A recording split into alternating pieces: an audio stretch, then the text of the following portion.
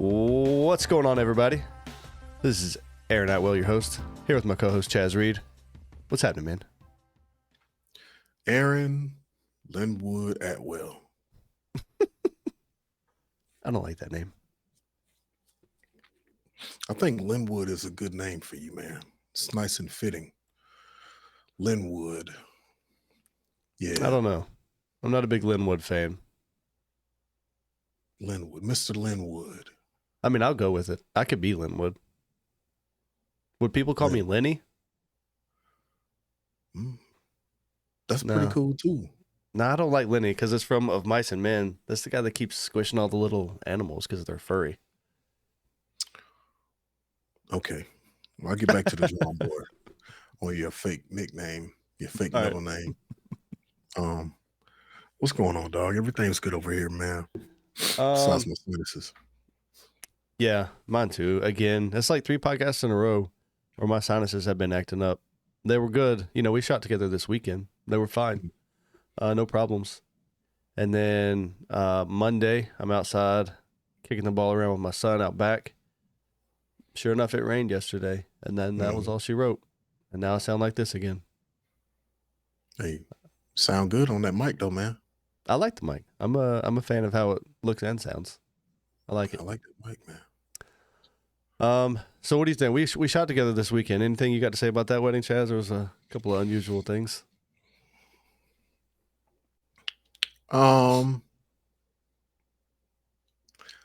This weekend was okay.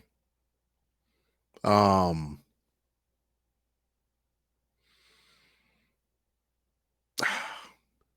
think my brain is still processing and everything. Did you ever figure out what happened to old dude? Oh, The dude that might have died. oh, heck no. Heck no. I think it was because that's the second time this happened. Like, the photographer's husband said, I think his mom said he was a diabetic and he had been drinking all day and not eating anything. And yeah, he just rock bottomed and out like a light. So I guess he's fine. That's not ideal. That's not ideal at all. So I don't know. I mean, people, I guess people they don't respect their disease. I don't know what you want to call it. Until stuff like that happens. So maybe, moving forward, he'll be more cautious of what he does. Yeah, take a little bit of care of that situation. Yeah. I get it. I mean, it was a wedding. Things at weddings sometimes get out of hand. You start having a little bit too much fun. Yeah. I understand. Oh, well, maybe I should paint the picture so everybody can really understand what the heck we're talking about. That's a great idea because there's some people only listening. So we were at the reception and we were waiting on the entrances to start. And the bridal party was getting ready to line up outside the doors. Mm-hmm. And I was just standing in the middle and I heard a hard thud on the ground and I thought it was a chair. Mm-hmm. I thought a dude fell in his chair, but I looked over and his chair was sitting up, but he was on the ground. So it was his head. He like literally just like fell sideways out his chair, like boom. Yeah. And he just landed head first, like straight, all the kitchen action, bow, hit the floor. It was super loud. Very loud, And very hard. everybody ran over there and it delayed everything, and they called EMS and got him up out of there. But yeah, that's the second time this happened. Last time it happened was in December for me. So 2 months in a row, I'm on a roll. That's not a good roll to be on, though. I don't know if you should keep track of that one, bro. Leave that one quiet. Yeah, but we had a good time. I mean, overall, it was a pretty standard wedding. Apart from that part, it was pretty normal. Um, all right, Chaz. So let's move on to today's topic. Thanks everyone for tuning in. And just so everyone knows, on Spotify and YouTube, you can now watch us. Hmm. Yeah, you just load it up on your phone, and there we are. Bada bing, bada boom. I mean, you might not want to, but we're there if you'd like to. Yeah, that's dope. Um, so we got kind of a two-part today, uh, kind of. But the first question is, what is the ideal number of weddings a year? And I think you could expand that to projects in general, but specifically, what weddings, they take a lot out of you. Right. So, Chaz, what's the ideal number per year, and how do you come to that number? I think you come to that number by either one, figuring out what you want your yearly um takeaway to be, Mm-hmm. um, or how busy you want to be. Um, That's fair. I used to want to stay like super busy. I feel like if I wasn't shooting all the time, I would get rusty. Um, but life's dynamics have changed that, and it's kind of like I value um the downtime a little more now.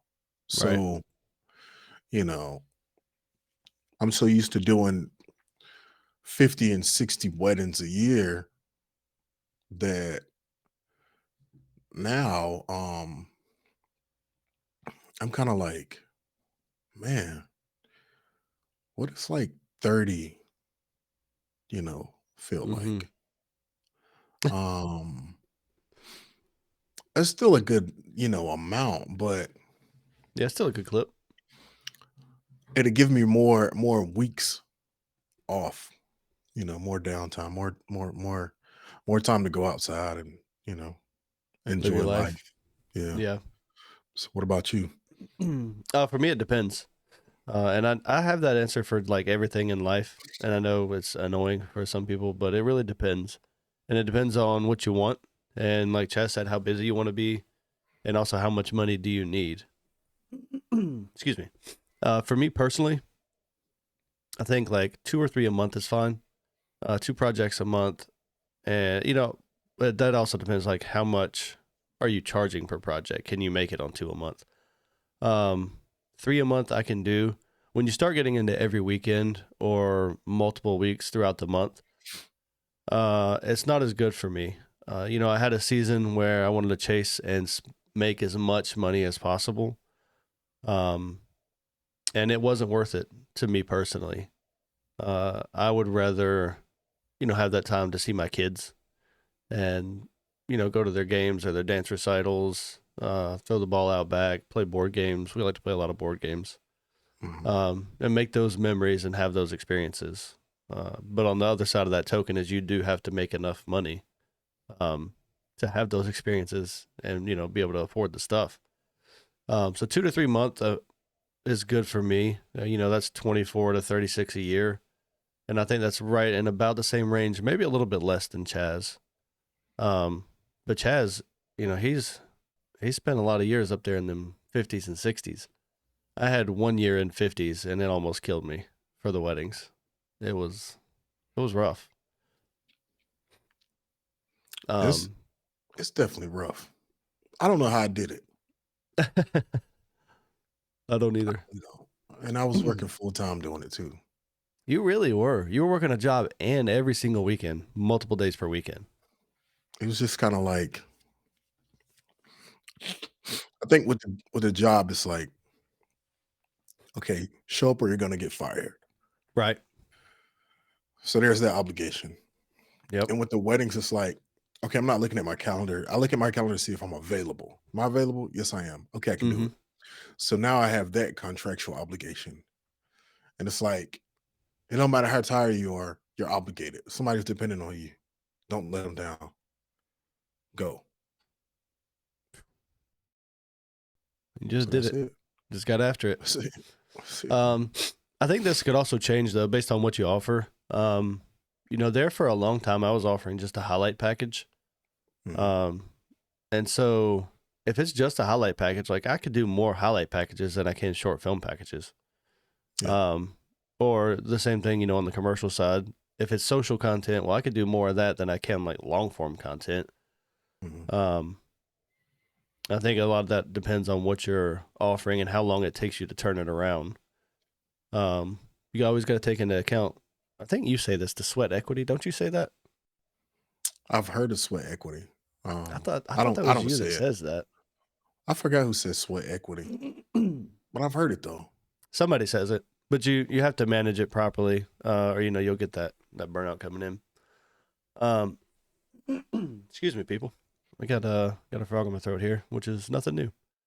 Um, yeah. So as somebody who's made that mistake of trying to offer too much, too often, I get some emails popping up here. Get off my screen. All right, now. Um, if you want to go higher, and this is something Chaz does a lot better than me, if you want to scale and keep taking on more work, you should hire people to help you at the things that either you don't want to do, maybe you're not the best at them, or maybe you're good at them, but you just have too much work. Um, just hire some people to help you. Chaz is awesome about hiring a second shooter when he wants more footage or more coverage. Chaz will hire an editor if he wants to make sure he stays on time and doesn't get backlog.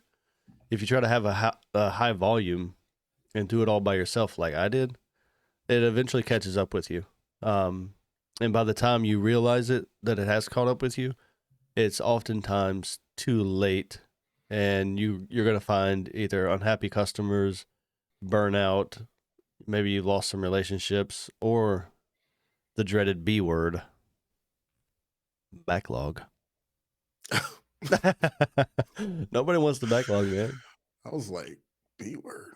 I'm gonna have to mark this one explicit because I used the B It's word. about to curse. Oh, backlog. Yeah, the backlog monster is terrible. It's terrible. Yeah, yeah, yeah. Well, Warren Buffett, he Warren was like, Buffett. basically, he was like, hire people where you either don't want to put your time into or you're not the best at it. Hire someone that's greater than you, Yep. and that's the way he, was able to do what he does, or that's the way he was able to reach where he's at. He's like, yeah, I can do accounting, but why would I waste my time on accounting when I make the money, doing this research on this and saying let's purchase XYZ. Yeah. I need to get somebody an accountant to take care of that. So that's one less thing I have to think about. And so he will hire the pro at that. So he doesn't have to worry about it. Mm-hmm. Yeah. I don't think So there's anything wrong with either way. If you want to keep it small, 1 to 2 people operation, that's fine. But you just have to know your limitations and you have to stick with your plan, or yeah, else all that stuff can sneak up on you. And like I said, once it sneaks up, like it doesn't announce itself. You don't realize you're burnt out until you're burnt out. and it's too You don't, late. yeah, you don't realize that things aren't going well until they actually aren't. At least most times, in my experience, you don't know. Yeah. Um, and then yeah, it's too late to do anything about it. So that answers that first question up a little bit. Do you have anything to add to that, man? No, it was beautiful. I don't either. And then we get on to the meat of today's episode, the sardines, if you will. This guy. Sorry. Um, is it better to be a big fish in a small pond or a small fish in a big pond? I want you to start this one. All right, I can start it. Um, there's probably a lot of different opinions on this, and I'll just give you mine. As you start, I think everybody knows you're going to start as a small fish, and it doesn't matter what size the pond actually is. And for those of you that maybe don't know the reference, the pond would be the market, in my opinion, and then the fish would be you and your business. Um, so when you start, regardless of the size of fish you start as, and the size of pond you're in, like you're just going to have to start in a pond, and you won't start as the biggest fish in the pond. Um, as you learn and you grow and you become a larger, more capable sardine, you have to make some decisions. And, if you want to be a small fish in a big pond, that's a decision you can make. To be successful at it, are you going to be a low cost leader? Are you going to do the lowest prices you can hit your margins with and, just grind it out like that? And that's where you'll find that as people buy on price, if you're not the lowest price, then you're non-existent to them. Um, because if they're looking at your services and the reason they're doing it is cheapness, as soon as someone more cost effective pops up, well, then you're gone and they're on to the next thing. Because that's the only reason to buy with someone that's a low cost leader. There's nothing wrong with that. If you want to, do low cost work at a high volume and it makes you happy, wash, rinse, repeat. Let's go. Get after it. Grind. Work. Wake up every day and go after it. Um, or maybe another way I look at the small fish. Or do you have anything to say to that before I just keep rambling on like I do? I'll Keep ramble rambling. I'll ramble for an hour if you let me. I'm gonna jump in. Okay. Another way I look at the small fish and the big pond is maybe you're not a low cost leader. Maybe you're not aiming to be the lowest price, but you're aiming to maybe catch a big break. Um, and you can see that in somebody that maybe moves to a big market. Maybe you move to LA or New York and you're thinking, or maybe, I don't know, Texas. Texas has a pretty big market. Um, and you're thinking, this is where I'm going to get my chance. It can be. It can be where you get your chance, but it can also be where you go to disappear. Um, yeah, I think it's a difficult choice. Um, that version of it. But it's and it's a small fish in a big pond. No matter if you're trying to be the lowest price or just catch a big break, you're gonna have to battle for everything, because there's a ton of fish, and they're all coming for the same food that you are. Mm-hmm. So you better wake up and be ready for it, because they are, and they probably went to bed, stayed up later than you, worked harder than you this morning. So you got to be after it, you know. Mm-hmm. Mm-hmm. Mm-hmm. And in that, if you're not the low cost leader and you're that small fish and you're in that big pond, you got to be you got to be honest with yourself and ask, why is someone going to go with me Mm-hmm. over all the other options? And you don't want to just leave that up to chance. Let me take a sip. Sip on, brother. Okay. Small fish in a big pond or a big Mm-hmm. fish in a small pond. That's the question. Um, so like you said, we all start out as baby fish, regardless. Little tiny fishes. So when I hear that, what I think of is, do you want to market where you reside, Mm-hmm. or do you want to market elsewhere? Um, Now, if you live in a town or a city, a small city, you know, um, now if you live in this small city and you take over, you'll be a big fish in a small pond. Mm-hmm. Now, if you step outside of that and you market in a big city, you'll be a small city in a big pond. I mean, a small fish in a big pond. Small city. So I look at it two ways. Mm-hmm. One, if you're the small fish in the big pond, the room for the I'll say the potential for the money that the customers that you have is a lot more uh greater, Mm-hmm. um because you're in a bigger melting pot, so careers vary a lot. This is just my opinion as well. So North Carolina, let's say, so you got Charlotte's the biggest city in North Carolina. Mm-hmm. Charlotte also has NBA players, NFL players. They have. all the colleges. They have the entrepreneurs, the tech people. They got all Yep. type of stuff out there. So that demographic for money is just it's just crazy. So you market in there, your work might be dope. You might land you an NFL player that might shoot you through the roof, but it you might not.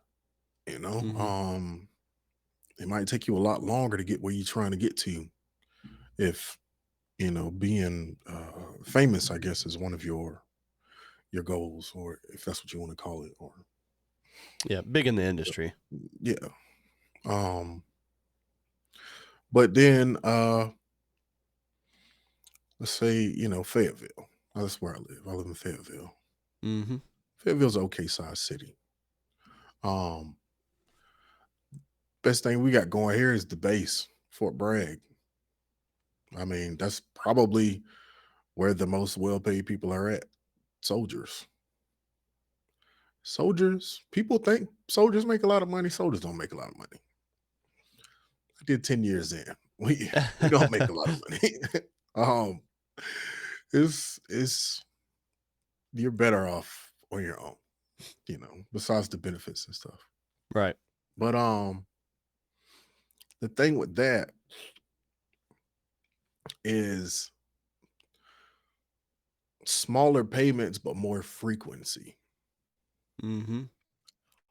So, for example, it's a photographer here. He is like the go-to photographer in this city. When I tell you to go to, like, anything that happens on Fort Bragg, like an event, they're calling them. He's there. All the balls, all the expos, whatever, they're calling them.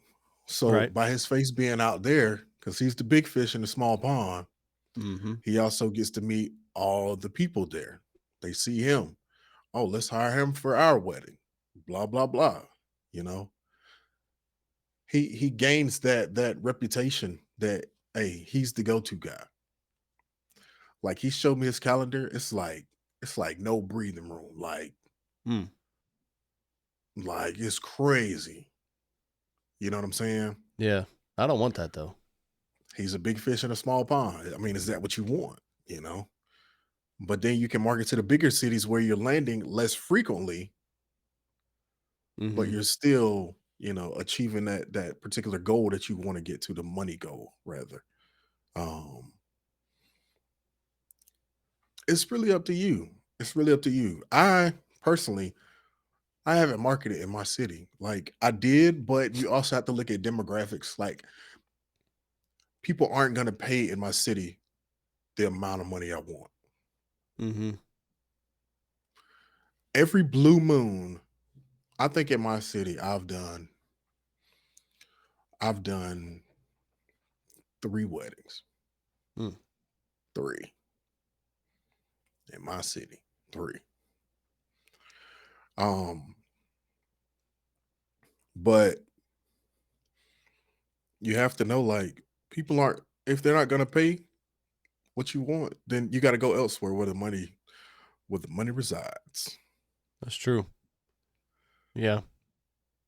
So it's really up to you.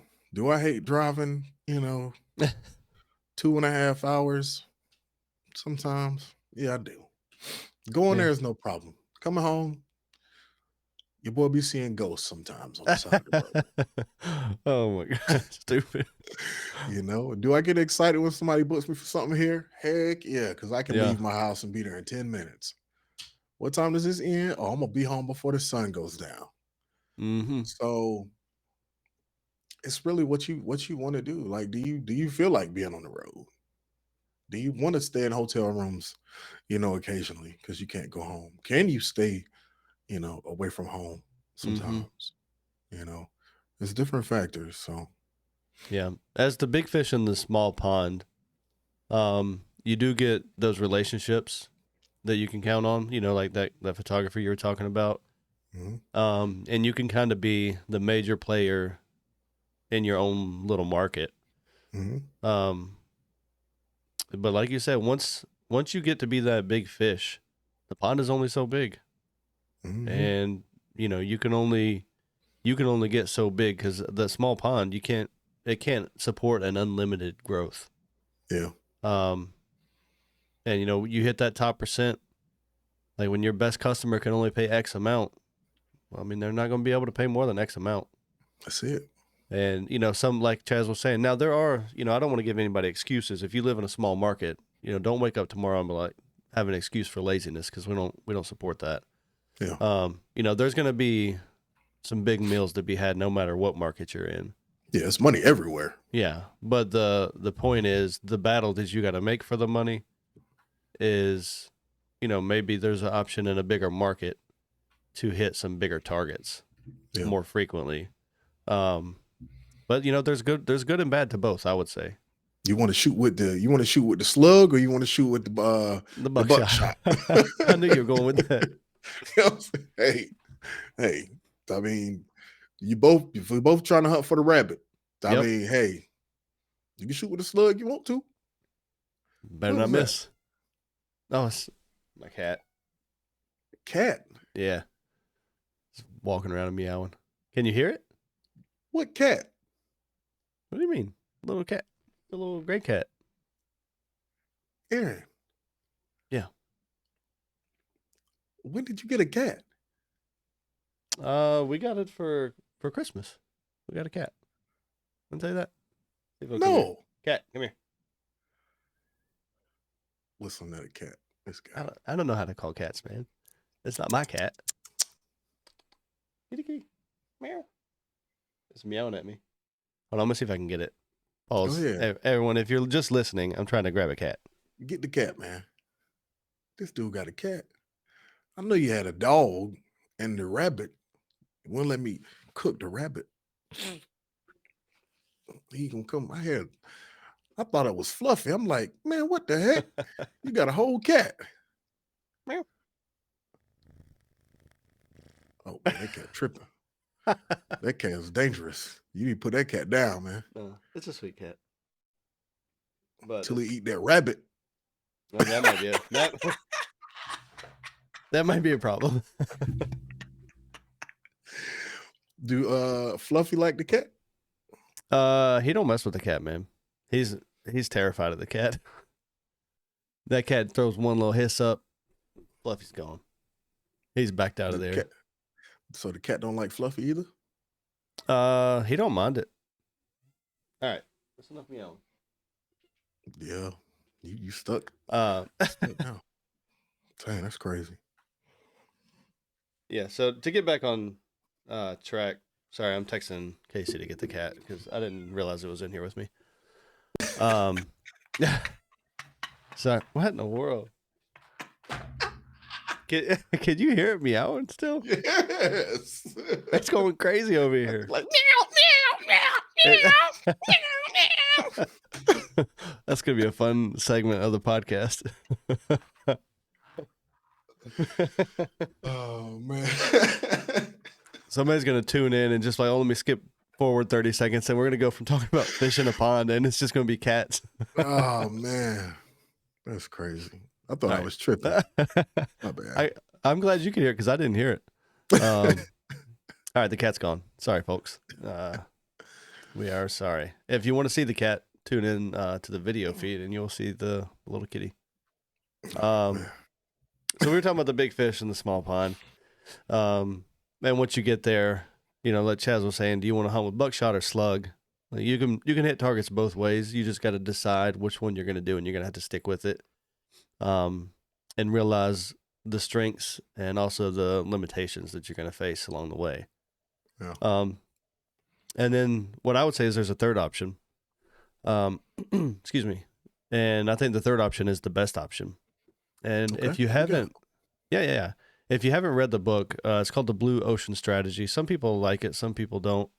But I found that there was some good stuff in it. And, just like anything else, you don't have to throw away the whole book if you don't, if you like some pieces, keep the pieces. And if, other parts aren't helpful, let them go. There's nothing wrong with that. But so that strategy would have you, so you're going to start as a fish and you're going to start in a pond. But as you swim through that pond, you can kind of create your own pond where you're the only fish in it. And so you think, well, if I'm the only person in the market for what this is, well, then, there's not really any competition, or at least much less competition. And the way that you present that is, number one, you stop worrying about everybody else and you don't have to fight the competition as much. Because, in the wedding videography industry, in the commercial videography industry, you go into a meeting, you talk to somebody, you're not the first person they've ever talked to, probably.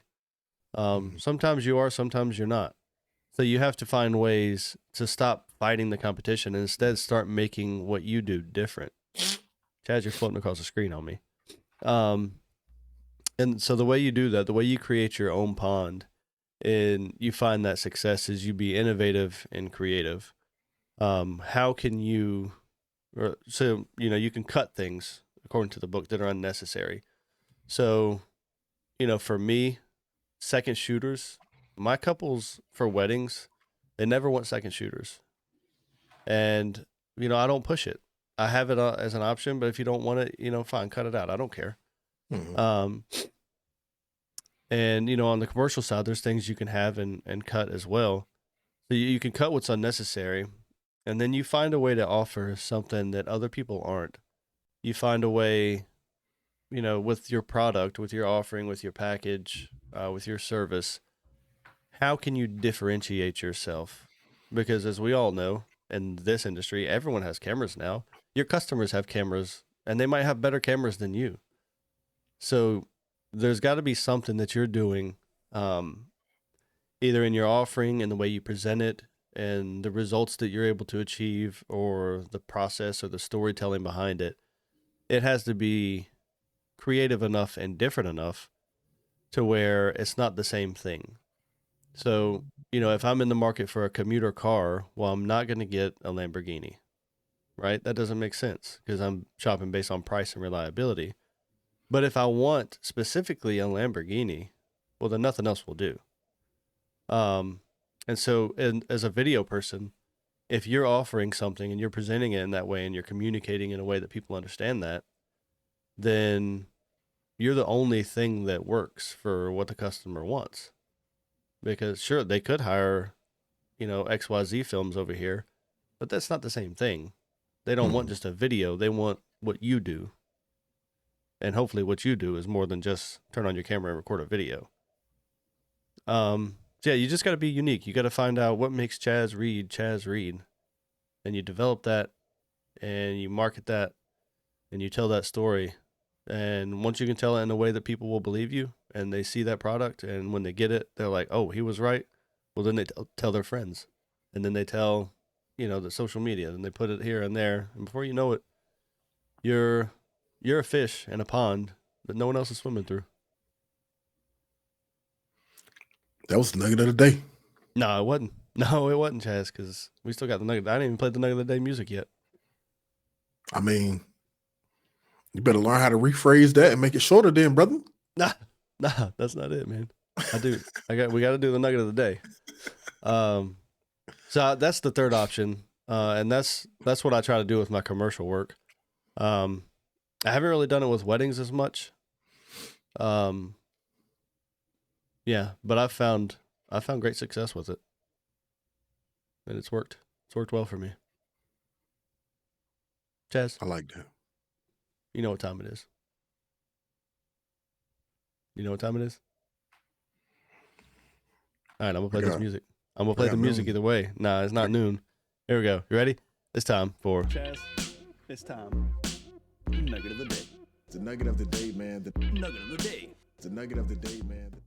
All right, that was the Nugget of the Day soundtrack, brought to you by yours truly, Isaac Henry. Chaz, what's the Nugget of the Day?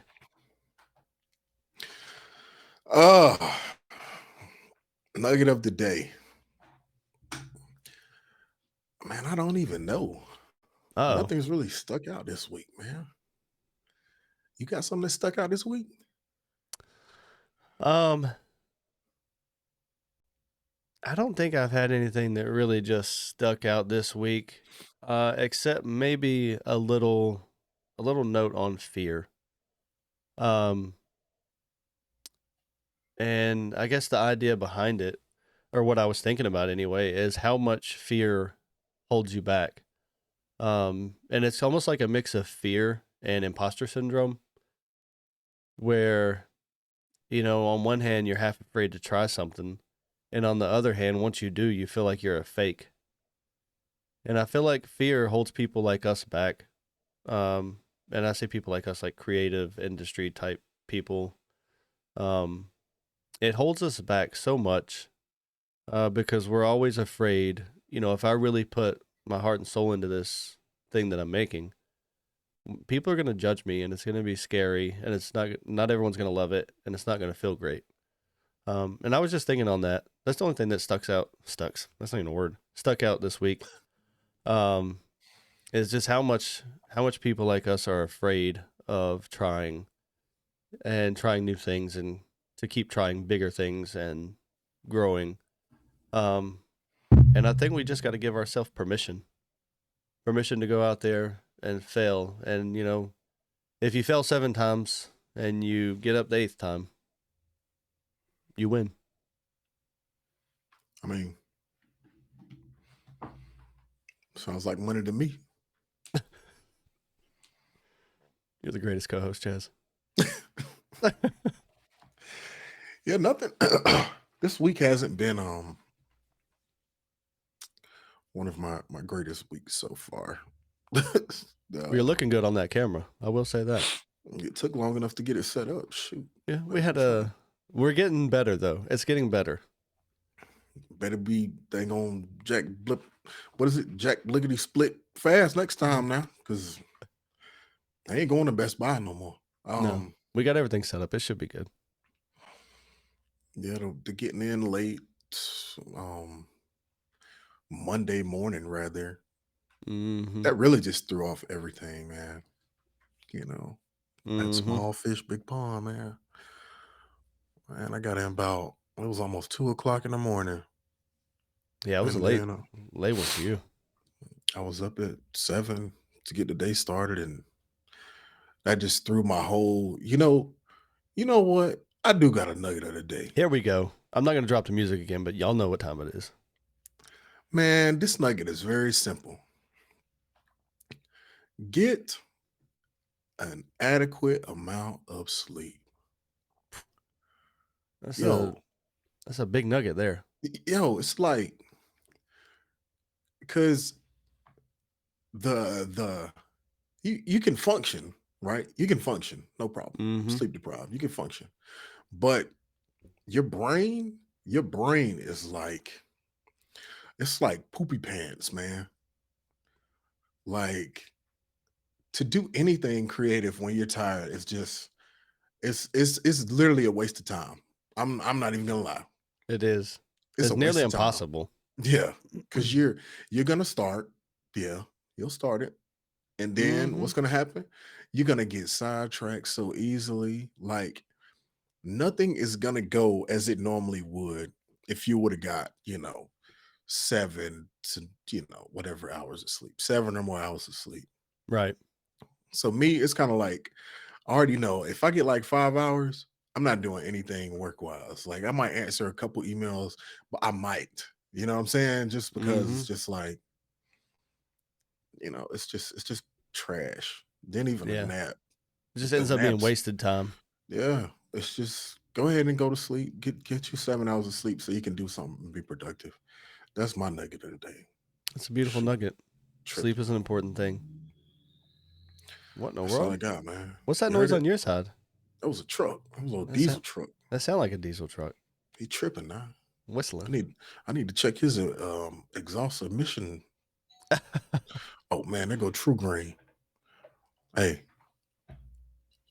I gotta go early. I All gotta right, unlock the look, gate for True Green. everybody, we love you. Tune in next week. Stay on the Discord or get in the Discord. And as always, Peace. see you guys next time.